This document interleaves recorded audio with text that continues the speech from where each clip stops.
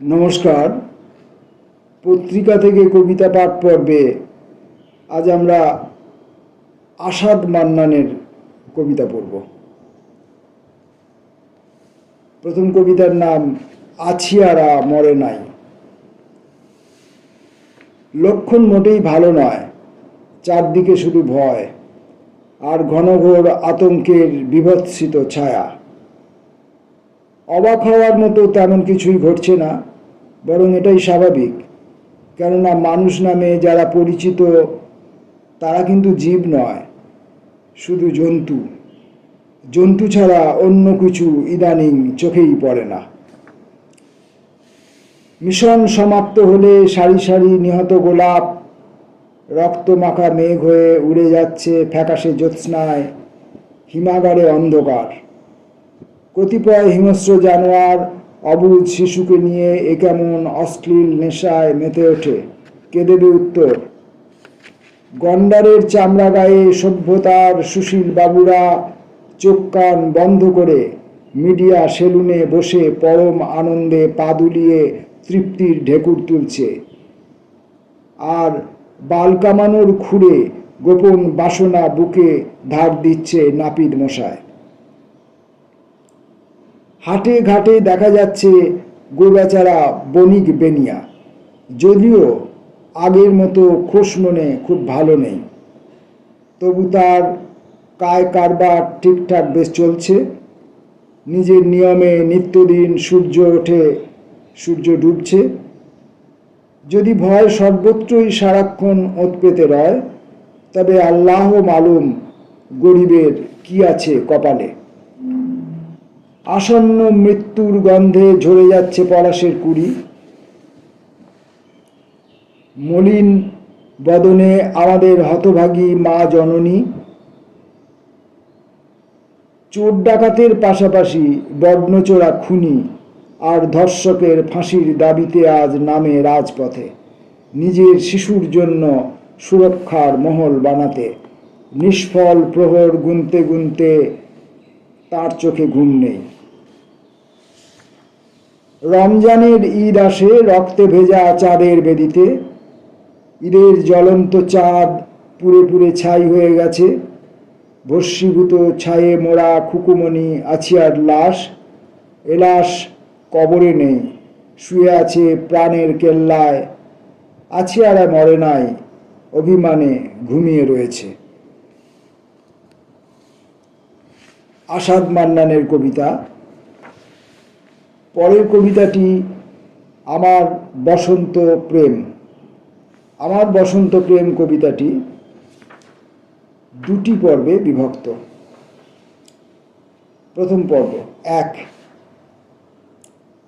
যেখানে বসন্তে ভয়াবহ দুঃস্বপ্নের ঘূর্ণিঝড়ে নীলিমা বিধ্বস্ত হলে ডুকরে কাঁদে চন্দ্রাবতী খুকু। সুনামির আগ্রাসনে লণ্ডভণ্ড সাজানো সংসার। রবীন্দ্র রচনাবলী ধুলো পড়া ভুতুরে খোঁয়াড়ে। ঋতুবতী বালিকার স্বপ্নমালা শূন্যে ঝুলে থাকে।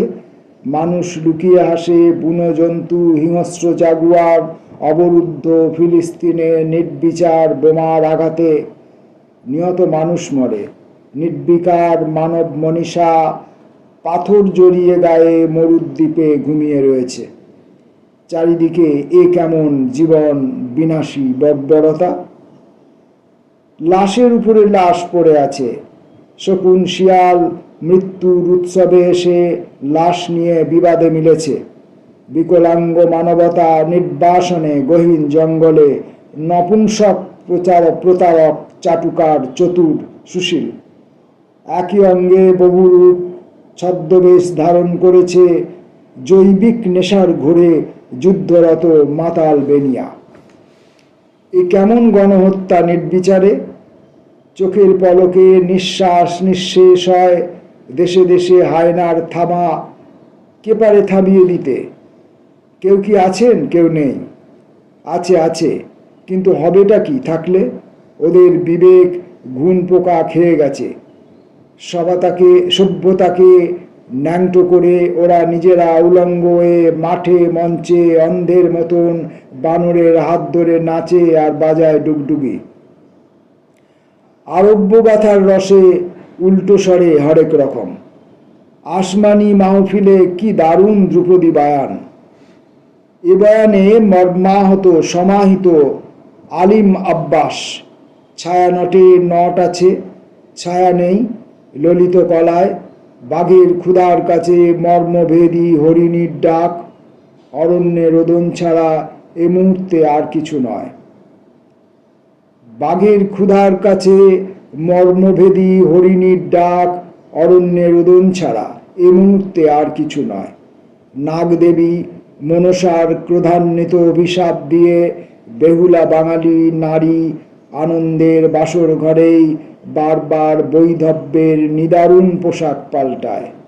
মিথ্যাচারী অমাবস্যা গিলে খায় পূর্ণিমার তিথি। সেখানে কি করে কবি প্রিয় বাংলা নববর্ষ নিয়ে রবীন্দ্রনাথের মতো কবিতা বা গান না লিখেই একা একা পাড়ি দেবে কুলহারা অথই যমুনা?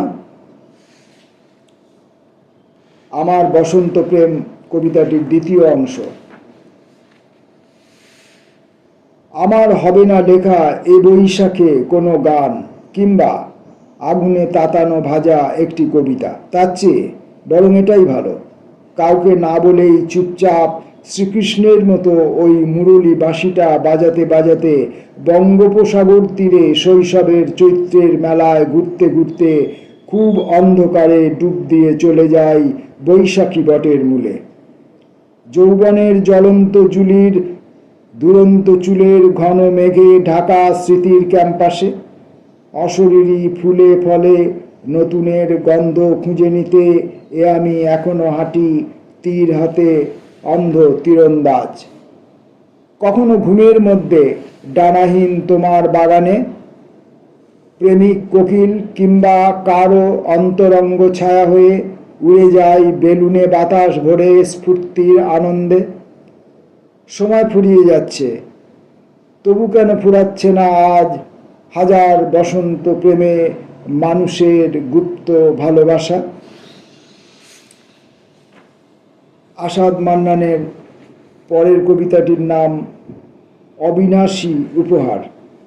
এই কবিতাটিও দুটি অংশে লিখিত। প্রথম অংশটি এক। ঝড়ে ও ঝঞ্ঝায় গেরিলা ভঙ্গিতে এ কেমন অন্ধকার ওত পেতে আছে, তবু পাতার আড়াল থেকে আতঙ্কের জামা গায়ে বেরিয়ে এসেছে রক্তজাত অবরুদ্ধ এক বৃক্ষ। আমি তাকে লিখে দেব আজ অবারিত জলস্থল মহাশূন্যে অন্তরীণ অন্তরিক্ষ। এ বৃক্ষের নাম দুর্ভাগ্য আমারই আত্মপরিচয়, আমার সন্তান কিংবা তার প্রজন্মের পথভ্রষ্ট কীট। এ সভ্যতা কিছুতেই মানতে নারাজ, ওরা দুর্বিনীত ঠকবাজ, ওরা কিছু মানতে রাজি নয়। ভয় যদি মিথ্যা পরাজিত হয়, ভয় যদি সত্য মুক্তি পেয়ে বের হয়। কেন বলি আমার কিচ্ছু নেই, তবু বলি সব আছে। এ আমার মাতৃভূমি, এ আমার প্রাণ। অবিনাশী উপহারের দ্বিতীয় অংশটি। আমার সন্তান কিংবা তার প্রজন্মের সবই আছে, সব পিতামাতা ভাই বোন, অর্থ বিত্ত ডলার জীবন, কত কত ভোগের উৎসব। কি নির্মম পরিহাস! এদের সবই আছে, শুধু নেই এক টুকরো মাটি, মাতৃভূমি।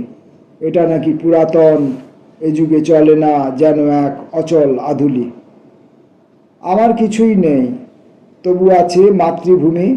থাক বা না থাক, তবু আছে রক্তে পাওয়া স্বাধীনতা। এ আমার অহংকার, অমৃতের অবিনাশী শ্রেষ্ঠ উপহার। ঝড়ে ও ঝঞ্ঝায় যে কোনো উপায়ে, অন্য কিছু নয়, শুধু তাকে চাই বুকে নিয়ে শুয়ে যেতে মৃত্যুর সময়।